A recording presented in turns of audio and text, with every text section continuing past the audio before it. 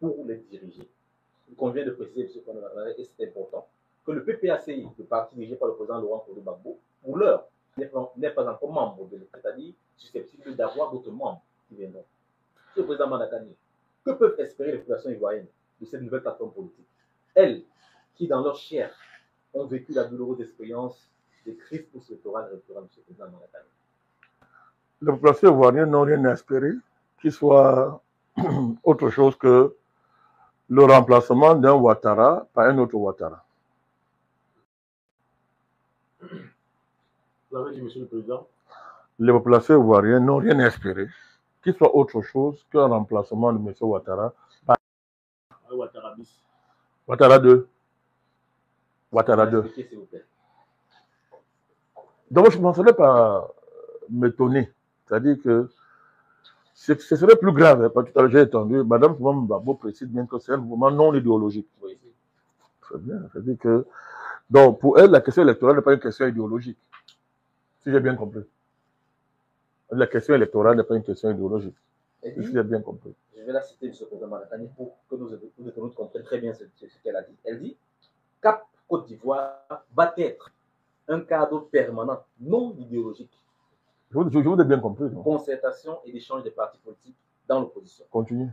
En vue de déterminer et de mettre en œuvre des actions unitaires pour obtenir la réforme du système électoral ivoirien. C'est à ce prix que la paix régnera dans notre nation. Très bien. Ouais. Je cite Mme Simone Gbagbo, porte-parole du Cap Côte d'Ivoire. On ne peut pas être plus clair que Mme Simone Gbagbo. Et porte-parole.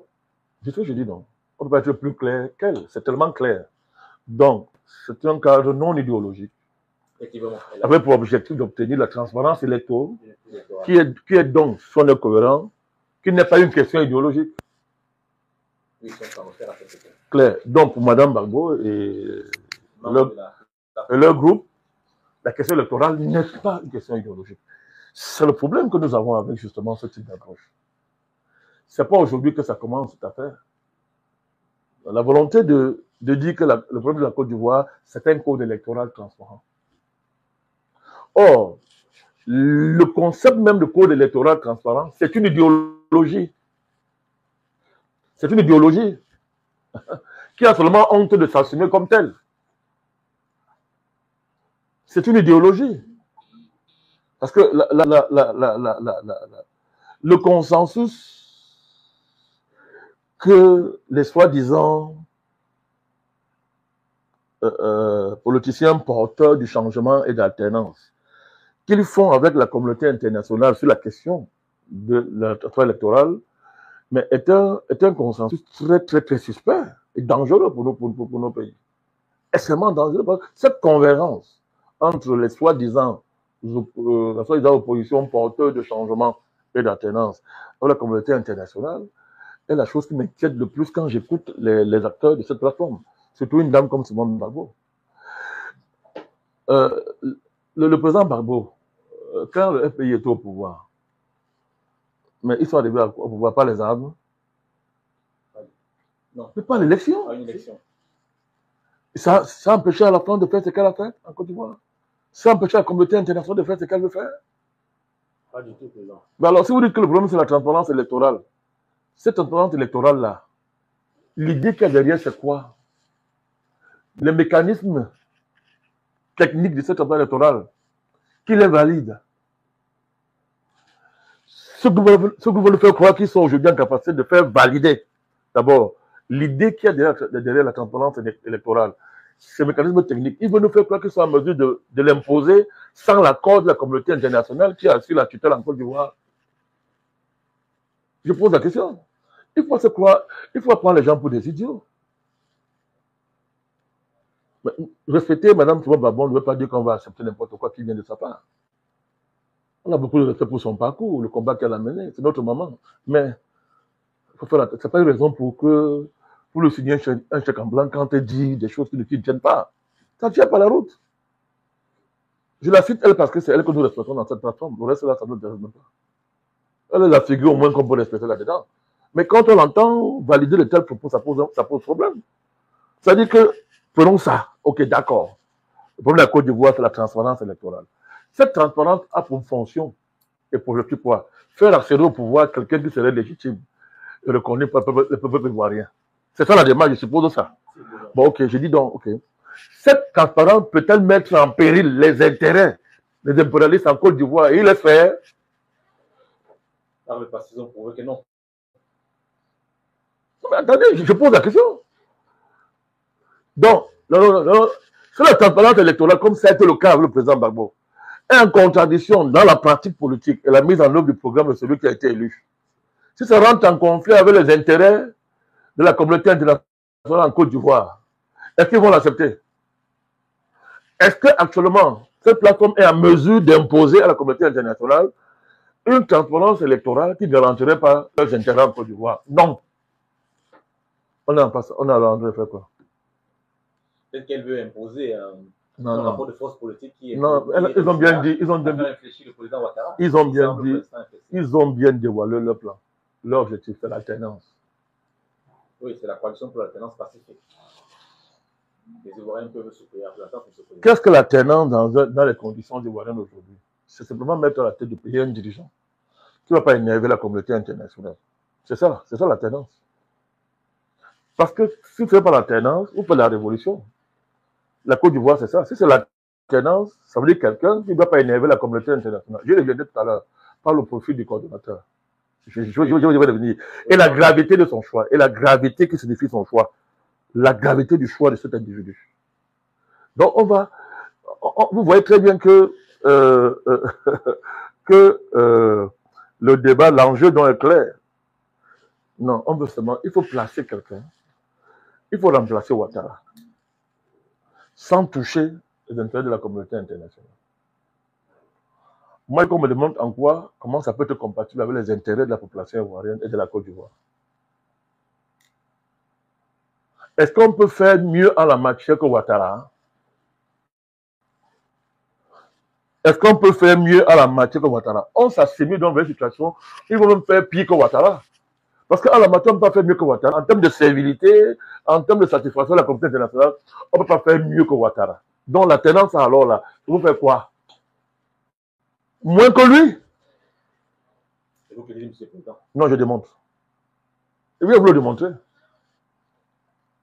Quand vous dites que ce discours, on l'entend depuis que la perspective de la sortie de la CPI s'est prononcée, on a entendu ce discours.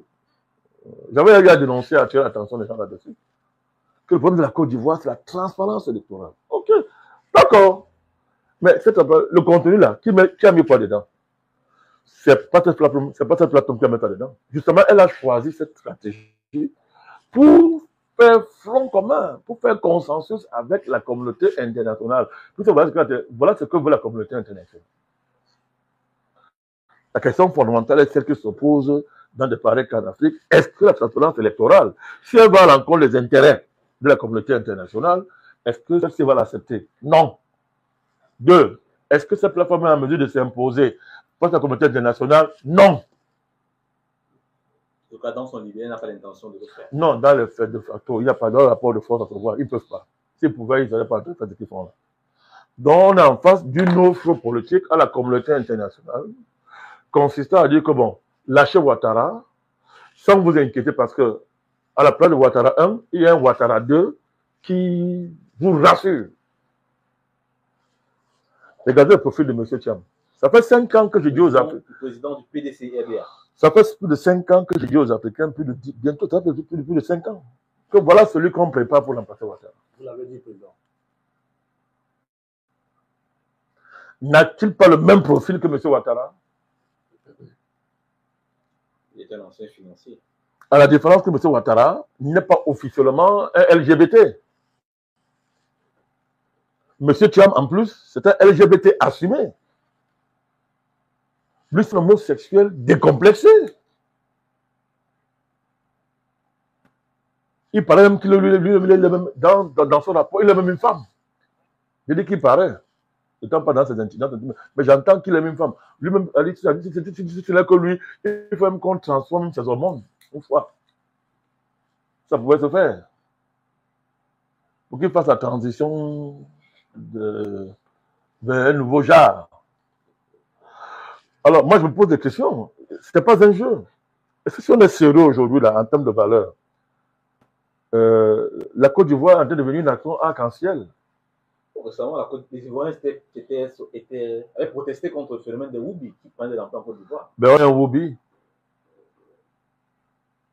Donc, Madame Simone Gbagbo était sergent, il faut aller faire allégeance à un Woubi qui a le même profil que M. Ouattara. Ce n'est pas un Ivoirien. Monsieur Thiam, là, je le dis, ce n'est pas un Ivoirien. C'est comme me demande le contraire. Mais pourquoi il faut à tout prix que le remplaçant de Ouattara supposé ait le même profil que Ouattara? Et que des patriotes ivoiriens aujourd'hui fassent allégeance à M. Thiam.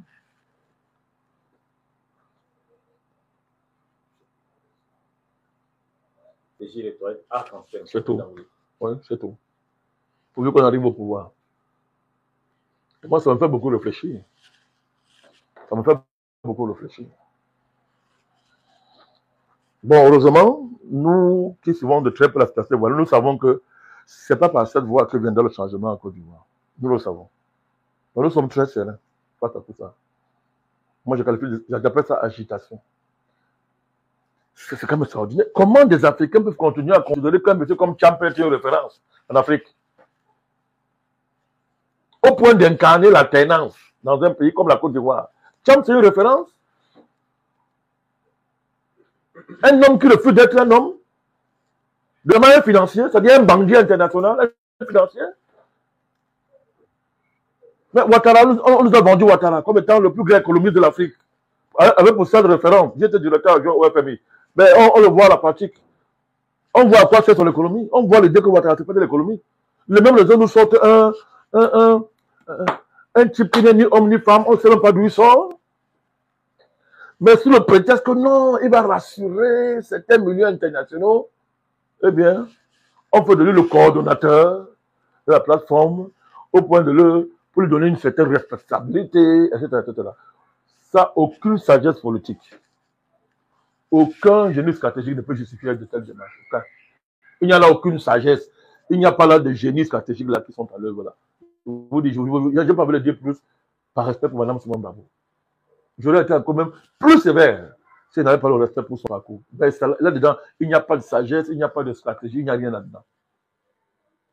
Monsieur le Président, je pense que vous avez dit votre désapprobation de cette approche-là. Et vous n'en espérez pas grand-chose. Oui, il n'y a rien à espérer là-dedans. Nous allons avancer, Monsieur le Président, dans notre émission. Et nous allons vous arrêter cette fois-ci.